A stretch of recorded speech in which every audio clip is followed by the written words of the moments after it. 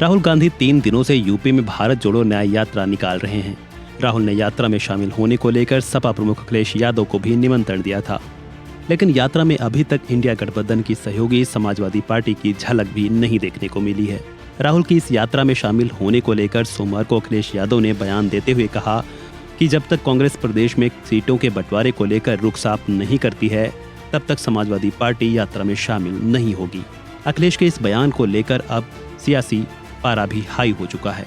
अखिलेश के इस बयान पर कांग्रेस ने भी प्रतिक्रिया दी है, लेकिन उससे पहले आप अखिलेश यादव का वह पूरा बयान सुनिए। अभी बातचीत चल रही है, कई दौर में बातचीत हो चुकी है, कई सूचियां उधर से आई, सूची इधर से भी गई। जिस समय सीटों का बंटवारा हो जाएगा, समाजवादी पार्टी उनके न्याय यात्रा में शामिल हो जाएगी। अखिलेश के इस बयान पर कांग्रेस प्रदेश अध्यक्ष अजय राय ने भी बयान दिया है।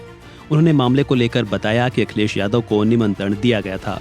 इसके साथ ही उन्होंने अखिलेश से यात्रा में शामिल होने को लेकर अपील भी की है। उन्होंने कहा कि अखिलेश यादव को इस यात्रा में शामिल होना चाहिए। सीट शेयरिंग पर बातचीत बहुत सौहार्दपूर्ण वातावरण में चल रही है। निश्चित तौर पर इंडिया गठबंधन मजबूती के साथ लड़ेगा।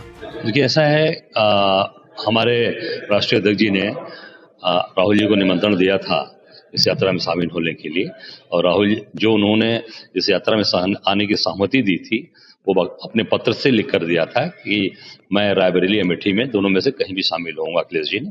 और निश्चित तौर से मैं यही कहना चाहूंगा कि उनको इस यात्रा में वो शामिल होना चाहिए। और निश्चित तौर से जो बात ये चल रही है, बहुत सौहार्दपूर्ण वातावरण में, बहुत ही अच्छे वातावरण में बात चल रही है, और बहुत ही जल्द इसका सकारात्मक परिणाम आएगा, और निश्चित तौर से इंडिया गठबंधन मजबूती के साथ मिलकर चुनाव लड़ेगा। बता दें कि कांग्रेस का यूपी में 2014 और 2019 दोनों लोकसभा चुनाव में बहुत ही खराब प्रदर्शन देखने को मिला है। लोकसभा सीटों के लिहाज से वह देश के सबसे ज्यादा सीटों वाले राज्य यूपी में अपना जनाधार लगभग खो चुकी है। कांग्रेस को 14 और 19 के लोकसभा चुनाव में 2 और 1 सीट ही मिली थी। 1 सीट मात्र रायबरेली की थी, जिस पर वह जीत दर्ज कर पाई थी।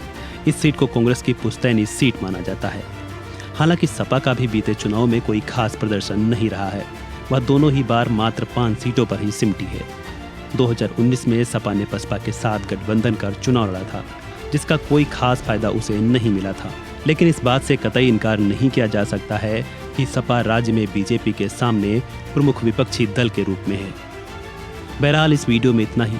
खबरों से जुड़े अन्य अपडेट्स के लिए बने रहें वन इंडिया हिंदी के साथ।